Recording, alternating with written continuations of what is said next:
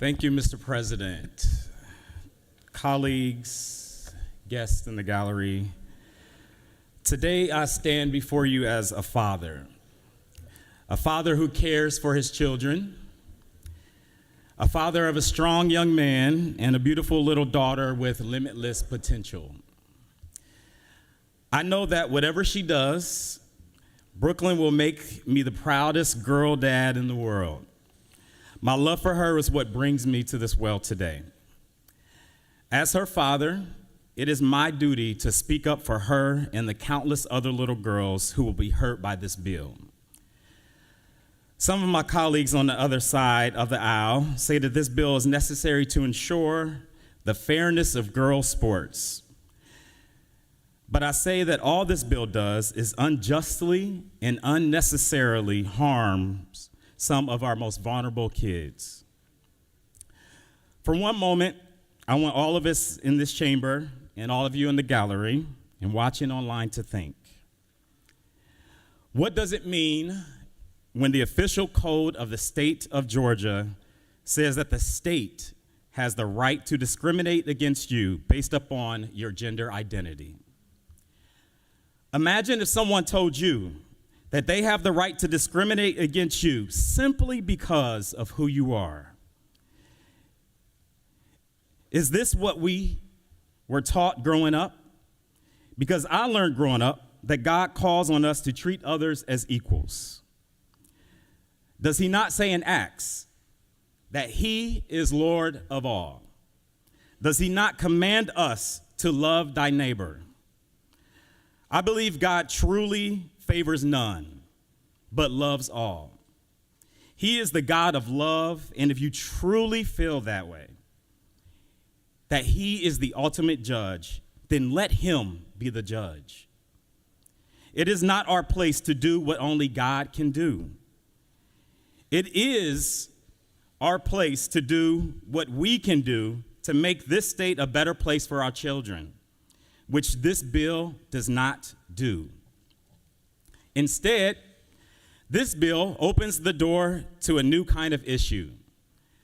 While we may ban transgender girls from competing in girls' sports, you are also now forcing girls to conform to your definition of femininity, or risk being dragged through the legal nightmare of this bill. Because, from what I read, it allows people to sue if they believe an individual may be a trans girl. To illustrate this, I want to play out a scenario for you. We just all saw in the news that the Atlanta Dream is getting a new star player. Brittany Griner of the NBA is coming here to Atlanta. She is 6'9".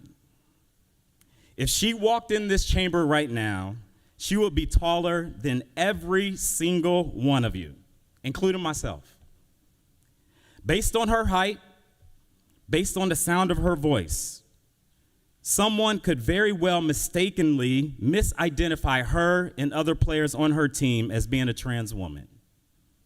If she played on a college team here in Georgia under SB1, and her team beat another team, and someone believes Brittany had a competitive advantage due to her height, she would be sued, or even though Brittany is a biologically cisgender woman and a darn good basketball player. Mind you, this can happen to any elementary student, middle schooler, high schooler, or collegiate athlete in this state if this bill becomes law. As a girl dad, I don't ever want my daughter or your daughters to go through that. The thought of my daughter being misidentified and her identity questioned all because she beat another girl in a competition infuriates me. I don't ever want anyone to go through that. We are now deputizing parents across this state to challenge other teams or sue districts or other families. This is something we should not want any of our children or other families to go through. My question is, how is this fair? How is it fair to tell all girls that they must conform to what this body believes is female? You can't tell me it is, because it is not fair. It is unfair to tell anyone how to live their lives. So why are we telling trans people how to live theirs? I hear my colleagues on the other side say that we ought to have less government in our lives. So I ask my colleagues this: is this really getting government out of our lives? Or is this putting government where you want it to be? In the bathroom, in the locker room? Because I'll tell you where the government needs to be. It needs to be in our classrooms, ensuring our kids are learning. The #1 state to do business is an amazing title. We say it almost every day. I've heard it since I've been here. But when you're 32nd in the country for educational attainment, you should probably work on that instead of making it your #1 priority to go after the most vulnerable children in our state. Imagine how our trans youth must feel right now. Imagine how they feel as we sit here debating their right to exist instead of addressing the critical learning needs in this state. Imagine how these kids, who make up less than 1% of the population in our state, not just athletes, they make up less than 1% of all children in this state. Imagine how they will feel if we pass this bill. So please consider this.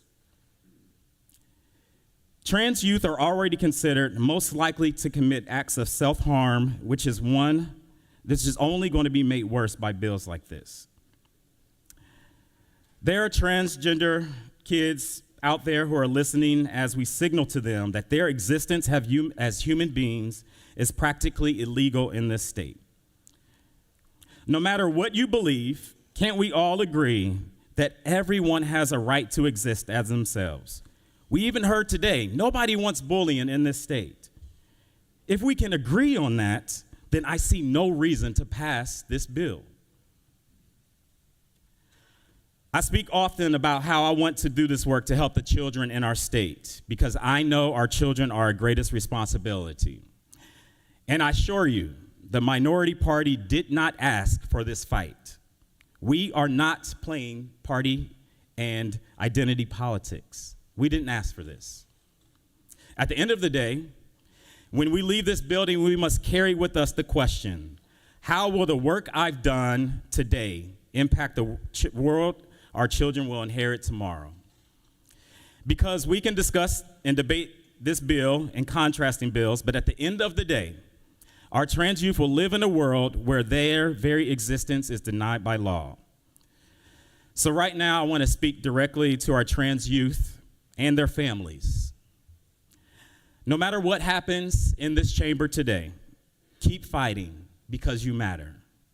Let your voice be heard and know that you are loved. And most importantly, no matter what anyone tells you, know that you belong in this world. To my colleagues here in this chamber, I want you to remember something. Our trans kids are listening. They're watching. They are listening to this speech, hoping and praying that you will think of them as you push your buttons today. That you will remember that they are our most vulnerable population. That they need your support, not your judgment. That you literally have their lives in your hands. And think about our little girls. Do we really want them to live in a world where they can be accosted by adults because they are misidentified? It has happened. There are documented cases where this has happened. So colleagues, there's so much work to be done over the next 27 days to improve the lives of our fellow Georgians and to move Georgia forward. Please don't start by moving us 2 steps backwards on civil rights. Pastor Bryant this morning said that we should be asking ourselves 3 questions. Is it right? Is it best? And is this truly what I want? As a father, I urge my colleagues to vote no on Senate Bill 1. And as a senator, Mr. President, I yield the will. Thank you, Senator.